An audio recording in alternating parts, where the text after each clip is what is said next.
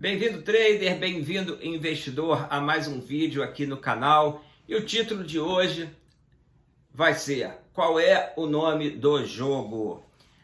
Isso por quê? Porque o mercado está sempre olhando para alguma coisa. Ele tem uma referência. Ao contrário do que muitos acham, que o mercado olha para tudo ao mesmo tempo e dando peso para as notícias, botando numa equação matemática para decidir qual é o preço justo.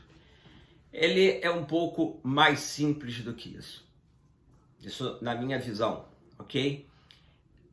Tem o tema do momento e o mercado opera em cima disso. Por exemplo, você já viu a nossa bolsa, o dólar, oscilar baseado em notícias políticas, baseado na questão fiscal brasileira, ou então olhando para a guerra lá da Ucrânia, para os atentados no Oriente Médio.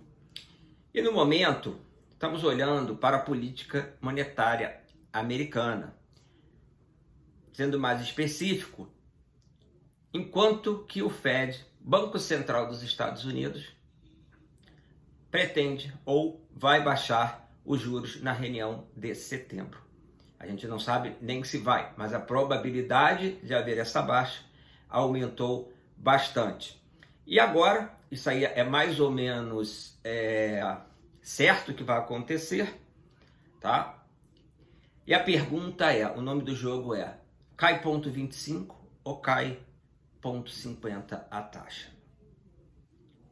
Bom, essa história de nome do jogo, para mim, começou quando eu fui visitar um amigo numa corretora e ele estava operando opções freneticamente, entra, sai.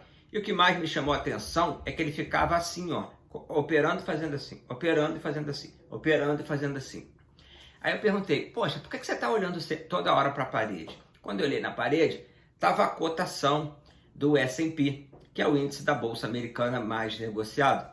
E a gente sabe que o que acontece nos Estados Unidos tem influência no Brasil. O dinheiro é líquido, o dinheiro dos investidores globais, ele circula no mundo de forma muito fácil. E a referência principal é Estados Unidos. Então ele estava ali operando e falava, ó, repara que às vezes o S&P vai na frente, a opção demora um pouquinho aí. E aí que eu entro, como se fosse um arbitrador, né? Um robô arbitrador. Agora lembrando que isso há mais de 20 anos, tá? Então, para você ver como é que era o negócio. Aí ele me falou, pô, Carvão, é o seguinte, eu fico olhando porque o mercado está sempre prestando atenção em alguma coisa, tá? E no caso ali era o S&P, tá? Que era a fonte ali que ele estava usando para iniciar suas operações. Isso ficou na minha cabeça, né? Guardei isso até hoje, tanto que eu estou falando. E realmente é verdade, tem jogos que o mercado vai fazendo. E acabou aquele jogo, entre aspas, acontece um outro, tá? Eu não estou falando do analista profissional de empresas, fundamentalista, que esse sim vai botar ali todos os cenários possíveis daquela ação e vai dizer que se para ele se vale a pena comprar, qual seria o preço justo. Tá? Só que isso não faz preço. Uma ação pode estar barata para o analista, ela continuar barata. Porque a gente tem os gatilhos de mercado, que a gente chama dos drives. Eu vou pegar um exemplo aqui para explicar melhor. Muitos analistas falando atualmente que a Vale está muito barata. E aqui, na minha opinião, o que eu vejo? Pô, ela está barata, já tem um tempão, continua caindo. E o que falta para ela subir se ela está barata? Na minha opinião, o mercado está olhando aqui. Qual seria a referência? O preço do minério na China e a economia chinesa. Então, qual seria o jogo da Vale? O nome do jogo em Vale: China, economia chinesa, vai ficar fraca, não vai, e preço do minério, que tem a ver com a economia chinesa. Vale é minério na China, praticamente, ok? Sendo simplista. E é exatamente dessa forma que eu vejo que o mercado ele se movimenta. Os investidores vão precificando cenários dentro de um jogo, dentro de uma referência que ele está buscando. E no momento é essa política monetária americana. Olha só, se você olhar no seu gráfico agora, você vai ver que a mínima do Ibovespa Foi um dia que abriu com gap, fez ali um candlestick forte para cima, né? Ou para quem não opera gráfico, abriu lá para baixo e subiu o dia todo, terminando perto das máximas. A partir desse dia, só subiu. Esse foi o dia chave, o dia da virada. E o que aconteceu nesse dia?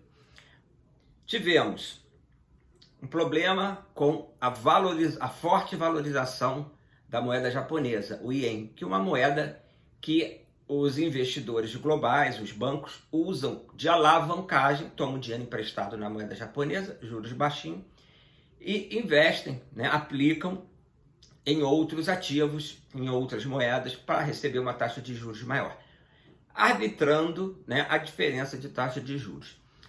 E a desmontagem disso faria uma desalavancagem no mercado. E também, ao mesmo tempo, tivemos a divulgação do desemprego, o número de desemprego nos Estados Unidos, que veio acima do esperado. E aí o mercado entra em pânico. Poxa, desalavancagem lá no Japão, né? No carry trade, e recessão nos Estados Unidos. Ele abre para baixo.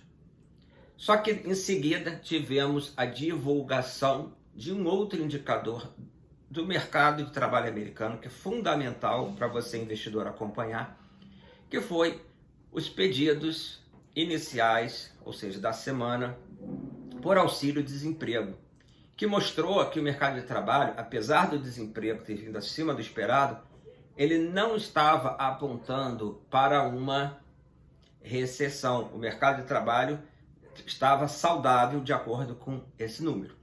E aí a leitura do mercado deixou de ser de pânico para a probabilidade do Fed, Banco Central Americano, começar o ciclo de baixa nas taxas de juros, aumentou.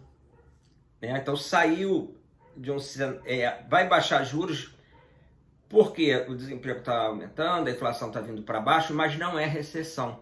Então seria uma coisa positiva. Juros baixos, bom para ativos de risco. Agora, juros baixos por causa de recessão, aí é ruim. Então esse por causa de recessão, momentaneamente, naquele momento, a gente vai ver para frente, os números vão contar a história, sinalizou aos investidores que o mais provável era, olha, o cara vai baixar juros, mas não vamos ter um quadro recessivo. E aí, mais uma vez, olhando para o seu gráfico, você vai ver que o Ibovespa, ele só subiu. Ou seja, nada a ver com a nossa política brasileira, nada a ver ali com o lado fiscal, que fez preço antes. Tivemos o nome do jogo, a questão fiscal do Brasil. Pode ser que ele volte depois, o mercado fica transitando nessas questões. Mas agora é essa pergunta, né? Então amanhã a gente vai ter aí na verdade, você vai estar vendo esse vídeo, seria hoje, tá?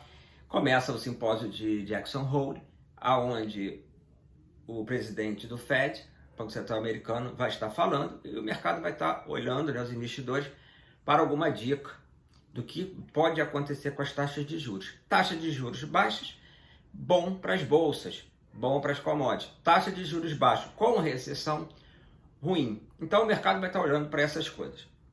Já está olhando quanto cai a taxa, a velocidade. 2, lá na frente, os números de mercado de trabalho lá nos Estados Unidos vão apontar para a recessão, vai piorar mais, trazendo preocupação, ou vai estar saudável, já que a inflação já veio bem mais para baixo, lá mercado de trabalho que estava muito aquecido, ele já está calmo, já tem até medo de estar calmo demais e recessivo, então vai estar olhando para isso. Os novos indicadores vão estar mostrando. Então a gente tem Jackson Hole, a gente vai ter durante esse mês divulgação semanal de auxílio, desemprego, depois vai vir o payroll na primeira semana de setembro, então isso vai tudo sinalizando o mercado. Qual o nome do jogo? O Fed baixa quanto a taxa? E baixa por quê?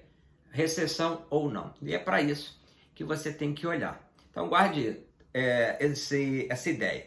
O mercado está sempre olhando para alguma coisa e ele vai transitando. Tem uma hora que o jogo é um, tem outra hora que o jogo é outro. ele tende a simplificar. Ele pega alguns drives que a gente chama e vai. E o que a gente tem é toda hora o mercado olhando para alguma coisa. Qual o nome do jogo? E esse agora é política monetária americana, recessão ou não, e baixa quanto os juros. Tudo isso vai mover o mercado e já moveu. Você viu o Ibovespa e outras bolsas subindo. Beleza? Obrigado aí por ter assistido até o final, pedi o like de vocês. E é isso, a gente se encontra no próximo.